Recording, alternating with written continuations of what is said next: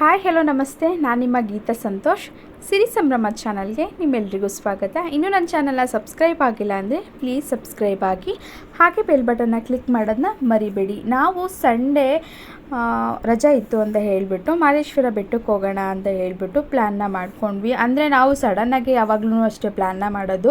ಮೊದಲೇ ಎಲ್ಲ ಫಸ್ಟೇ ಪ್ಲ್ಯಾನ್ ಮಾಡಿಕೊಂಡು ಹೋಗೋಣ ಅಂದ್ಕೊಂಡಿದ್ರೆ ಅಲ್ಲಿ ಏನಾದರೂ ಒಂದು ಕ್ಯಾನ್ಸಲ್ ಆಗೇ ಆಗುತ್ತೆ. ಅದಕ್ಕೋಸ್ಕರ ನಾವೇನು ಮಾಡ್ತೀವಿ, ಮೊದಲೇ ಪ್ಲ್ಯಾನ್ ಮಾಡಲ್ಲ. ನಮಗೆ ಸಿಗೋದೇ ಸಂಡೇ ಒಂದೇ ದಿನ ರಜೆ ಸಿಗೋದು. ಅದಕ್ಕೋಸ್ಕರ ನಾವು ಸಾಟರ್ಡೆ ಯಾವ ರೀತಿಯಾಗಿ ಕೆಲಸ ಮುಗಿಯುತ್ತೆ ನೋಡಿಕೊಂಡು ಫಿಕ್ಸ್ ಮಾಡ್ಕೊತೀವಿ, ಹೋಗೋದಾ ಬೇಡವಾ ಅಂತ ಹೇಳ್ಬಿಟ್ಟು. ಸಡನ್ನಾಗೆ ಪ್ಲ್ಯಾನ್ ಮಾಡಿಬಿಟ್ಟು ಅಕ್ಕ ಅವರು ಮತ್ತು ನಾವು ಹೋದ್ವಿ ಮಾದೇಶ್ವರ ಬೆಟ್ಟಕ್ಕೆ ಹೊರಡೋಣ ಅಂತ ಹೇಳ್ಬಿಟ್ಟು. ನಮಗೆ ಗೊತ್ತಿಲ್ಲ, ಅವರು ಬೆಳಗ್ಗೆನೇ 3 ಗಂಟೆಗೆ ಎದ್ದು ತಿಂಡಿನ ಮಾಡ್ಕೊಂಡು ಬಂದಿದ್ದರು, ಚಿತ್ರಾನ್ನ ಮತ್ತು ಪುದೀನ ಚಟ್ನಿನ ಮಾಡ್ಕೊಂಡು ಬಂದಿದ್ದರು.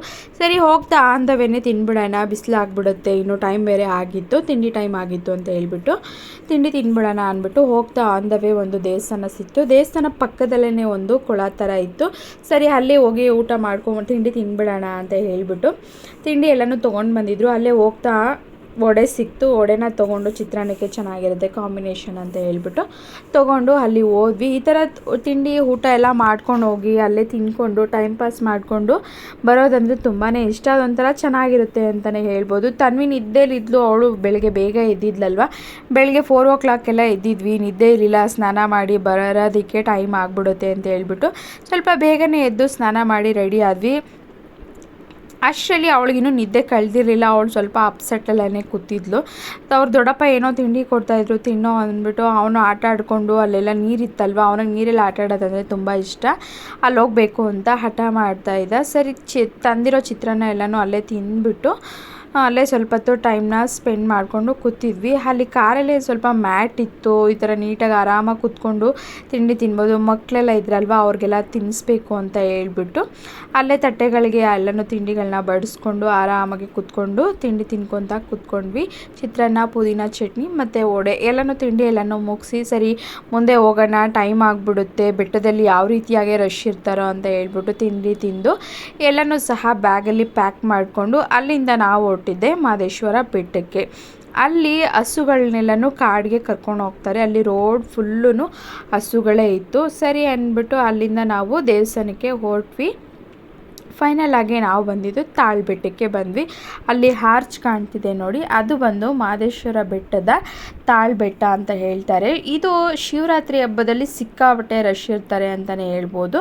ಅಲ್ಲಿ ತುಂಬ ಊರುಗಳಿಂದ ಜನ ಎಲ್ಲನೂ ಅಲ್ಲಿಗೆ ನಡ್ಕೊಂಡು ಹೋಗ್ತಾರೆ. ಅವ್ರು ನಡ್ಕೊಂಡು ಹೋಗ್ಬೇಕಾದ್ರೆ ತುಂಬಾ ವ್ಯವಸ್ಥೆ ಮಾಡಿದ್ದಾರೆ, ಕಾಲ್ದಾರಿ ಆಗಿರ್ಬೋದು, ಸ್ಟೆಪ್ಗಳನ್ನ ಕಟ್ಟೋದಾಗಲಿ, ಮತ್ತು ಅವ್ರಿಗೆ ಊಟ ತಿಂಡಿ, ಈ ಬಿಸಿಲು ಟೈಮಲ್ಲಿ ನಡ್ಕೊಂಡು ಬರೋರಿಗೆ ಮಜ್ಜಿಗೆ, ಪಾನಕ ಮತ್ತು ಕಲ್ಲಂಗಡಿ ಹಣ್ಣು, ಸೌತೆಕಾಯಿ, ಆ ರೀತಿಯಾಗಿ ಎಲ್ಲನೂ ಸಹ ಅಲ್ಲಿ ಸೌಕರ್ಯ ಮಾಡಿದ್ದಾರೆ. ನಾವು ಹೋಗಿದ್ದೆ ಶಿವರಾತ್ರಿ ಹಬ್ಬ ಮುಗಿಸ್ಕೊಂಡು ಹೋಗಿದ್ವಿ. ಆವಾಗ ಸ್ವಲ್ಪ ರಶ್ ಕಮ್ಮಿ ಇರುತ್ತೆ ಅಂತ ಹೇಳ್ಬಿಟ್ಟು, ಮಕ್ಕಳಿರೋದ್ರಿಂದ ರಶಲ್ಲೆಲ್ಲ ಹೋಗೋಕ್ಕಾಗಲ್ಲ ಅಂತ ಹೇಳ್ಬಿಟ್ಟು ಸ್ವಲ್ಪ ರಶ್ ಕಮ್ಮಿ ಆಗಿದಾಗ ಹೋದ್ವಿ. ಅಲ್ಲಿ ತಾಳ್ಬೆಟ್ಟದಲ್ಲಿ ಸ್ವಲ್ಪ ಧೂಪ ಅಂತ ಕೊಡ್ತಾರೆ, ಅಲ್ಲಿ ದೇವ್ರಿಗೆ ಹಾಕ್ಬಿಟ್ಟು ನಾವು ಅಲ್ಲಿಂದ ನಮಸ್ಕಾರ ಮಾಡಿಕೊಂಡು ಹೋಗಬೇಕು. ಪ್ರತಿಯೊಬ್ಬರು ಬಂದವರು ಸಹ ಅಲ್ಲಿ ಇಳಿದು ದೇವ್ರಿಗೆ ನಮಸ್ಕಾರ ಮಾಡಿ ಅಲ್ಲಿ ಧೂಪ ಹಾಕ್ಬಿಟ್ಟು ತಾಳ್ಬೆಟ್ಟದಲ್ಲಿ ಅಲ್ಲಿಂದ ಬೆಟ್ಟದ ಮೇಲೆ ಹತ್ತಕ್ಕೆ ಹೋಗ್ತಾರೆ. ಬೆಟ್ಟದ ಕೆಳಗಡೆ ಹೋಗ್ತಿದ್ದಾಗೇನೆ ನಾಮ ಹಾಕೋದಾಗಲಿ, ಮಾದೇಶ್ವರ ಬೆಟ್ಟ ಅಲ್ವಾ, ಈ ರೀತಿಯಾಗಿ ಪಟ್ಟೆ ಬಳಿಯೋದು, ಆ ರೀತಿಯಾಗಿ ಎಲ್ಲನೂ ಸಹ ಮಾಡ್ತಾರೆ. ಮತ್ತು ಅಲ್ಲೇ ಹೋಟ್ಲುಗಳೆಲ್ಲನೂ ಸಹ ಇದೆ. ಕೆಳಗಡೆ ನಮಗೇನೇ ಬೇಕಂತಂದ್ರೂ ಕಾಫಿ, ತಿಂಡಿ ಮತ್ತು ಬಜ್ಜಿ, ಬೋಂಡ ಆ ಥರ ಎಲ್ಲನೂ ಸಿಗುತ್ತೆ. ಎನಿ ಟೈಮ್ ಯಾವಾಗಲೂ ಓಪನ್ ಇರುತ್ತಂತೆ ಮಾದೇಶ್ವರ ಬೆಟ್ಟದಲ್ಲಿ. ನಾವಿಲ್ಲ ಅಂತಂದರೂ ಒಂದು ವರ್ಷಕ್ಕೊಂದ್ಸಲ ಆದರೂ ಹೋಗ್ತೀವಿ ದೇವಸ್ಥಾನಕ್ಕೆ. ನಾವು ನಡ್ಕೊಂಡೆಲ್ಲ ಹೋಗಲ್ಲ, ನಡ್ಕೊಂಡು ಹೋಗೋರು ಹೇಳ್ತಾರೆ ಏನು ಕಷ್ಟ ಏನಿಲ್ಲ, ಆರಾಮಾಗಿ ಹೋಗ್ಬೋದು ಅಂತ. ಕೆಲವರು ಅವ್ರವ್ರ ಊರುಗಳಿಂದ ಬರ್ತಾರೆ. ಮತ್ತು ಕೆಳಗಡೆ ಇವಾಗ ತಾಳ್ಬೆಟ್ಟ ಇದೆಯಲ್ಲ, ಅಲ್ಲಿಂದನೂ ಸಹ ಅಲ್ಲಿಗೆ ದೇವಸ್ಥಾನಕ್ಕೆ ಬರೀ ಕಾಲಲ್ಲಿ ಚಪ್ಪಲಿ ಇಲ್ದಿರನೇ ಸಹ ನಡ್ಕೊಂಡು ಬರ್ತಾರೆ. ಯಾವ ರೀತಿಯಾಗಿ ನಡ್ಕೊಂಡು ಬರ್ತಾರೋ ಆ ದೇವರು ಅವ್ರಿಗೆ ಒಳ್ಳೇದು ಮಾಡಲಿ ಅಂತ ಹೇಳ್ತಾ ಸರಿ ಅಂದ್ಬಿಟ್ಟು ನಾವು ಬೆಟ್ಟದ ಮೇಲೆ ಹೊರಟ್ವಿ. ಅಲ್ಲಿ ಫುಲ್ಲು ದಾರಿ ಉದ್ದಕ್ಕೂ ಸಹ ತುಂಬಾ ಚೆನ್ನಾಗಿ ರೋಡೆಲ್ಲನೂ ತುಂಬಾ ಚೆನ್ನಾಗಿ ಮಾಡಿದ್ದಾರೆ. ಅದರಿಂದ ಒಂದು 1/2 ಅವರ್ ಅಥವಾ 3/4 ಅವರಲ್ಲಿ ನಾವು ಬೆಟ್ಟನ ರೀಚ್ ಆಗಿಬಿಟ್ವಿ. ಸಿಕ್ಕಾಬಟ್ಟೆ ಬಿಸಿಲಿತ್ತು ಅಂತಲೇ ಹೇಳ್ಬೋದು. ನಾವು ರೀಚ್ ಆಗೋಷ್ಟರಲ್ಲಿ ಏನಿಲ್ಲ ಅಂದರೆ ಒಂದು 10 o'clock ಅಥವಾ 10:30 ಏನೋ ಆಗಿತ್ತು. ಅಷ್ಟರಲ್ಲೇ ಸಿಕ್ಕಾಪಟ್ಟೆ ಜನ ಬಂದಿದ್ದರು. ಅಲ್ಲಿ ಯಾವಾಗಲೂ ಎನಿ ಟೈಮು ರಶ್ ಇದ್ದೇ ಇರ್ತಾರಂತೆ. ಆದರೂ ಸ್ವಲ್ಪ ಶಿವರಾತ್ರಿ ಹಬ್ಬ ಆದಮೇಲೆ ಹೋದರೆ ಸ್ವಲ್ಪ ಜನ ಕಮ್ಮಿ ಇರ್ತಾರೆ ಅಂತ ಹೋಗಿದ್ವಿ. ಪರವಾಗಿಲ್ಲ, ನಮಗೆ ಏನಿಲ್ಲ ಅಂತಂದರೂ ಒಂದು 1.5 ಅವರ್ಸಲ್ಲಿ ನಮಗೆ ದರ್ಶನ ಆಯಿತು. ಇದು ಬಂದು ಬೆಳ್ಳಿ ರಥ ಅಥವಾ ಚಿನ್ನದ ರಥ ಅಂತ ಹೇಳಿಸ್ತಾರೆ. ಇದು ಬೆಳ್ಳಿ ರಥ ಅಂತ ಹೇಳ್ತಾರೆ. ದೇವರಿಗೆ ಹರಕೆ ಮಾಡ್ಕೊಂಡಿರೋರು ಈ ರೀತಿಯಾಗಿ ಬೆಳ್ಳಿ ರಥನ ಎಳಿಸ್ತಾರೆ. ಅಲ್ಲಿಯೂ ಸಹ ದರ್ಶನ ಎಲ್ಲ ಮುಗಿಸ್ಕೊಂಡು ಊಟ ಮಾಡೋಕ್ಕೆ ಅಂತಲೇ ಹೋದ್ವಿ. ನೋಡಿ, ತರಕಾರಿ ಎಲ್ಲನೂ ಬೆಳೆದಿರೋರು ರೈತರುಗಳು ಹಾಗೆಯೇ ಸಹ ಎಲ್ಲನೂ ಕೊಟ್ಟಿದ್ದಾರೆ. ನೋಡಿ, ತರಕಾರಿ ಎಲ್ಲನೂ ಸಹ ಅಲ್ಲಿ ಹಾಕಿದ್ರು. ಪ್ರತಿಯೊಬ್ಬರಿಗೂ ಓದೋರೊಬ್ಬರು ಎಲ್ರಿಗೂ ಸಹ ಅಲ್ಲಿ ಊಟ ಸಿಗುತ್ತೆ. ಊಟ ಅಂತೂ ತುಂಬಾ ಚೆನ್ನಾಗಿತ್ತು. ಅನ್ನ, ಸಾಂಬಾರು, ಪಾಯಸ ಹಾಗೆ ಪಲ್ಯ ಎಲ್ಲನೂ ಕೊಟ್ಟಿದ್ರು. ಅಲ್ಲಿಂದ ದರ್ಶನ ಮುಗಿಸ್ಕೊಂಡು ನಾವು ಅಲ್ಲಿಂದ ಹೊರಟ್ವಿ.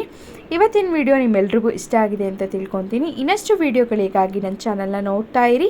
ಹಾಗೆ ಸಬ್ಸ್ಕ್ರೈಬ್ ಮಾಡೋದನ್ನ ಮರಿಬೇಡಿ. Thank you.